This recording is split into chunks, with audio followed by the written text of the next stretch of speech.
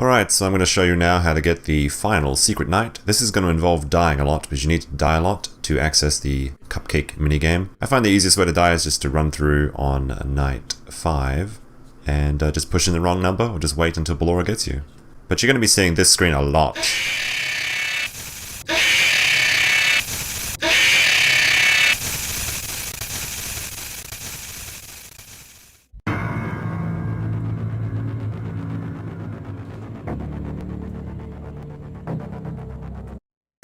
Alright, so after you die enough to get the cupcake minigame, you have to move very quickly.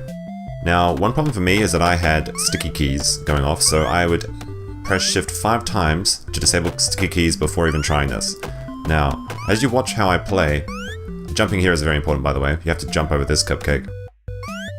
You really have to do things very, very quickly, and it takes a lot of practice. The best way is usually to fire while you're still moving, if at all possible. Alright, so after using those first cupcakes, you want to go back.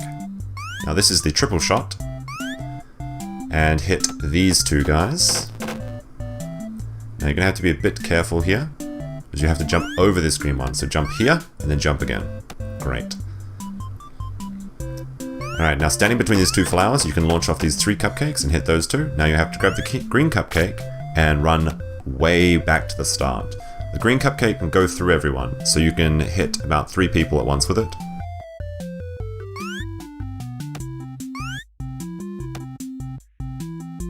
Okay, so you hit these ones. Now make sure not to cross the screen until the last boy is hit, otherwise you can actually miss. And if you miss a single cupcake, you have to start again, which means you have to die again so many times. It is very frustrating.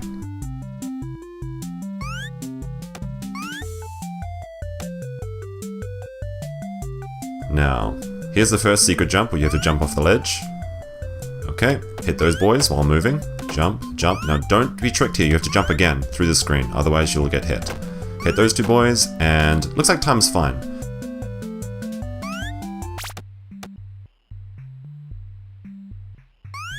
If you get to the end with about 19 seconds or 18 seconds left, you can probably make it. Just be sure not to fall on the way back.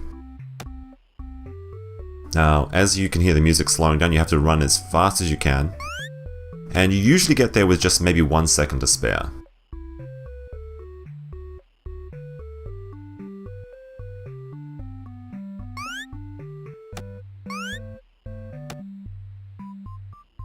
Okay, we're almost back. Now, when you get to the last screen, start spamming your slash key to drop the cupcakes or use the cupcakes. You have to drop the ice cream.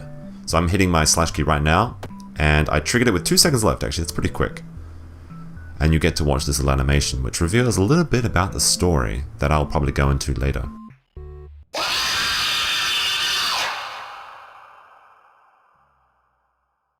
Okay, now you have the keycard. So, you get the game over screen. You have to go back into Baby's room, type in the code, but this time you have to go a different way. So, I'll just skip to the part. Okay, so I've already typed in her code. Now when you go back, you need to go to the right. So instead of listening to Baby's instructions, she wants to go to the left.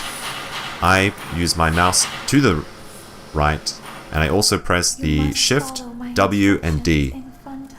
And if you do it correctly, Ballora won't kill you, and it'll say access granted. Access granted. Okay, now we're at the secret night. Now this night is a little bit tricky. It seems that you have accidentally wandered into a restricted area. Due to the sensitive nature of the materials that you may be exposed to here, you will not be allowed to leave until the cleanup crew arrives at 6 a.m. So hang tight.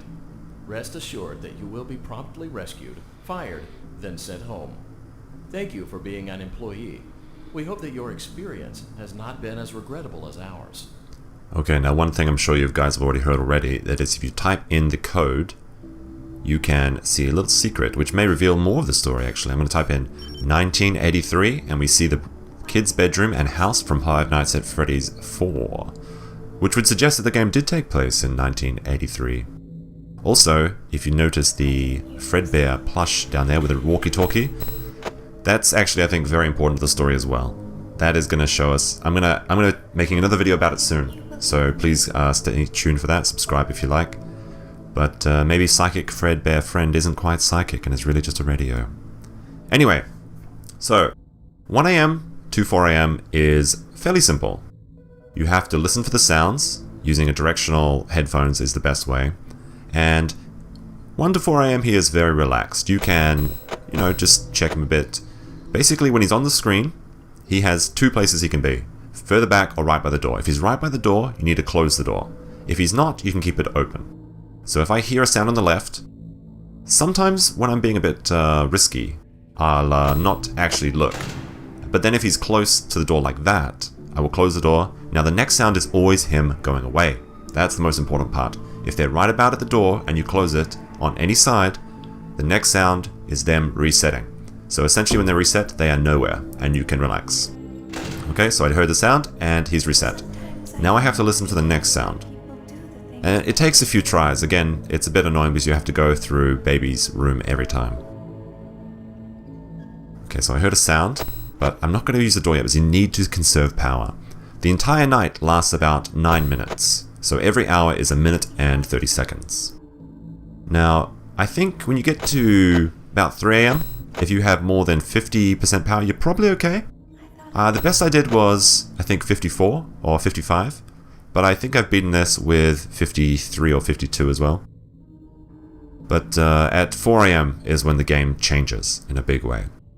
So when 4 AM hits, and that's still a bit away, but I may as well explain it now first, and I'll mention it again as well, is that he'll start charging you. And you have to sometimes get a bit lucky as well, because sometimes he likes to sit in the vents or just like use your power down, and it's very frustrating. Okay, so he's right by the door, close it, and wait for the sound. Right, but at 4 AM, as soon as you hear the sound, as long as he's not resetting, you have to close the door straight away. Then check. The reason for this is because if you check first, like I'm doing now between 1 and 4 AM, he will just charge through and get you. And I've had a lot of frustrating deaths like that. And it does use a lot of power up though, so you have to be careful. Okay, so I heard a sound. And I didn't actually need to check it that time. I could have waited for the second sound. But no run is perfect, and you're going to make mistakes, like I did. Okay, so I heard a other sound, but it wasn't quite on the right side. So I'm going to ignore that a bit. Okay, hear it again. Nothing there. Not going to close. Hear it again. So okay, he's there now, but he's still 1 step away. So the next sound will be him getting closer or leaving. So we're still in the safe zone of 1 to 4 AM. So next sound is where I'm going to make my next choice. Okay, he's there. Close the door. Next sound is him leaving. Guaranteed 100%. Okay, he's gone. Don't even need to check the things. The sound was coming from the middle, but he's not in the vent yet. Now, unfortunately, baby's, or I guess Enid's voice is a bit distracting. Okay, so it sounded like it was on the right, but I'm not quite sure. So I checked. You don't always have to check though. Like I said, I can sometimes wait for 2 sounds on the easy part from 1 to 4 AM. And it looked like it hit 3 AM with 53% power. So you can definitely beat it at this point of the game. There will be a lot of times though where you're like 10 seconds away from winning and you run out of power. That is the most frustrating. It is really down to the wire. It's a very well tuned difficulty, I think. Although the only annoying part, and my biggest complaint for also the minigame, is that you have to die so many times to get the minigame. It's a waste of time. And again, you have to go through baby's room every time. Bit of a waste of time. I guess it's kind of artificial difficulty, trying to make it a bit harder, but it's just frustrating.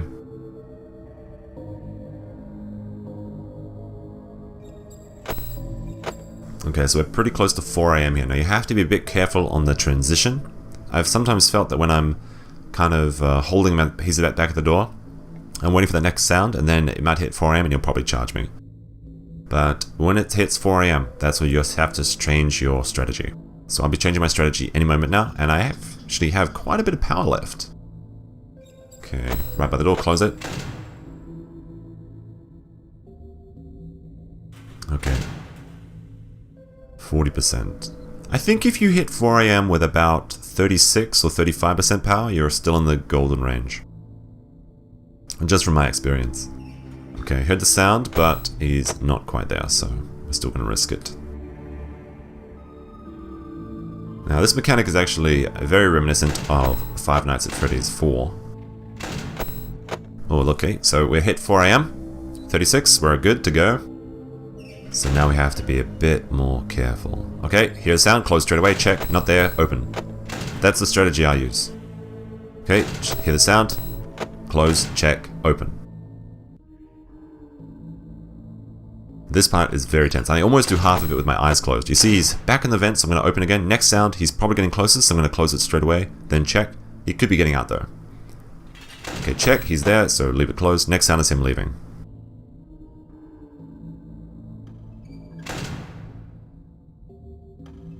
Okay, hear the sound. Check. Not there. Open. Yeah, for me, I found it really helpful to just imagine is whenever they do the reset sound, I just imagine he's nowhere. You can't sort of make an idea in your head saying, oh, maybe he's here, maybe he's here. No, he's just nowhere. That might actually not be how the game works because there are other rooms, but it's just not important to my playstyle. Now I should hit about 5 AM with 20% power left, if my calculations were correct. Okay, not there. Well, he's back, so I'll just open that up again.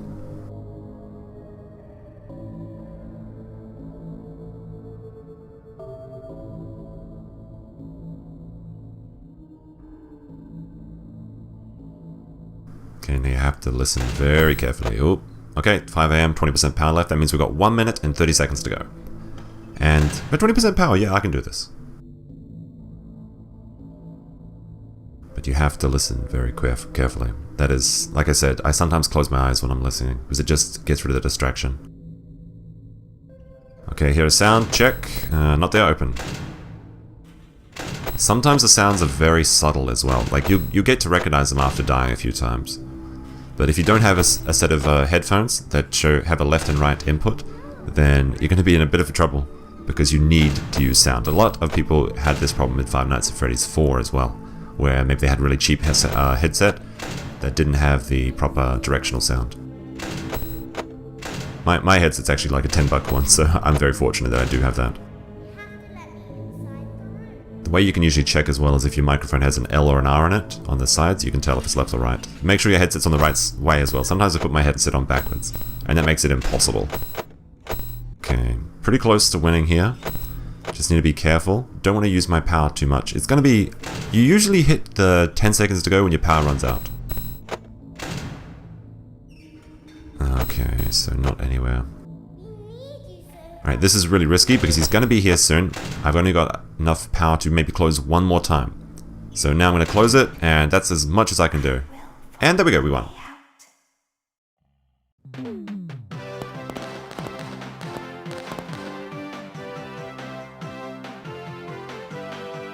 Okay, so now this is actually the fake ending, even though it's the secret ending and the hardest ending to get, which is kind of frustrating.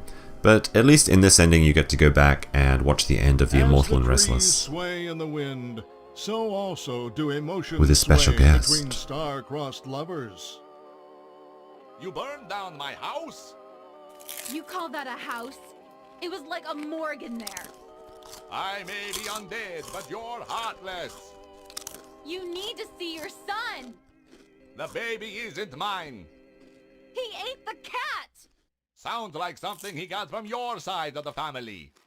Well, how's this? I'm keeping the diamond ring. The joke's on you. I found it in a kid's meal. You bought a kid's meal? Oh, Vlad! Clara. As the hair on the back of a cat stands up straight, so also does the love between Vlad and Clara stand up against all obstacles. But what about the baby? What about the back child support? Stay tuned next season for those answers and more. And here we have our special guest. Now this ending is very confusing, but at least you got the exotic butters. Anyway guys, so that is how you get the secret night and unlock it, beat it, and do everything. That's the strategy that I used. It worked the best for me. I think that's pretty much the only strategy, but I mean, if you have other strategies, let me know. If you're interested in seeing more of these videos, please of course subscribe and hit that like button, and of course, there will be a game theory coming out soon, and I've got a pretty good one for this one, I think. So, hope you enjoy it, and peace out.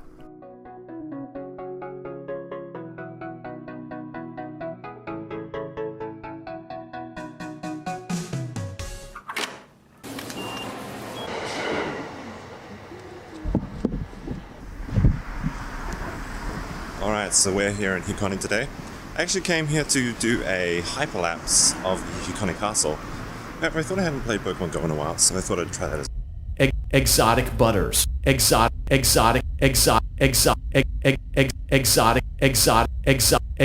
Exotic butters.